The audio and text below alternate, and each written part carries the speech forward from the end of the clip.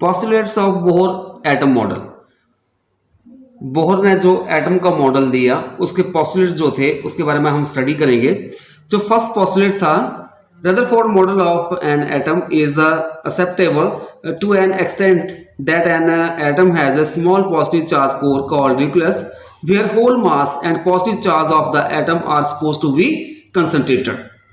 Rutherford ने बताया था कि एटम जो है, एटम के अंदर एक ऐसा पॉइंट होता है जहां पे सारा मास और सारा पॉजिटिव चार्ज लाई करता है, और रदरफोर्ड ने उसका नाम दिया था न्यूक्लियस। उसको नाम दे दिया था न्यूक्लियस। और न्यूक्लियस के चारों ओर जो है इलेक्ट्रॉन जो है वो रिवॉल्व करते हैं। जो ये पॉस्टुलेट था, मतलब जो थ्योरी दी थी रदरफोर्ड ने, उसको बोहर ने भी एक्सेप्ट किया। सेकंड पॉस्टुलेट दिया बोहर ने, Bohr quantization condition for angular momentum state that electrons can revolve only in those energy levels in which its angular momentum is an integral multiple of h by 2 pi। Bohr ने बताया कि जो electron होगा अपने किसी भी energy level में, मान लो इलेक्ट्रॉन्स यहाँ पे घूम रहा है, तो वो इसी ऑर्बिट में वो रिवॉल्व करता रहेगा अगर उसका जो एंगुलर मोमेंटम होगा वो किसके बराबर होगा, it is an integral multiple of h by 2 pi। मतलब अगर उसका एंगुलर मोमेंटम इसके बराबर होगा तभी वो इस अपने ऑर्बिट में वो रिवॉल्व करता रहेगा, अदरवाइज वो रिवॉल्व नहीं कर पाएगा। और यही जो थी ड्रॉबैक था Rutherford model of an atom का। रदरफोर्ड ये प्रूव नहीं कर पाया था। एल क्या होता है हमारे पास, angular momentum, it is a product of perpendicular distance multiply linear momentum. तो यहाँ पे लीनियर मोमेंटम होता है एम बी, तो यहाँ पे बन जाएगा L is equal to m v r, और this is equal to n h over 2 pi.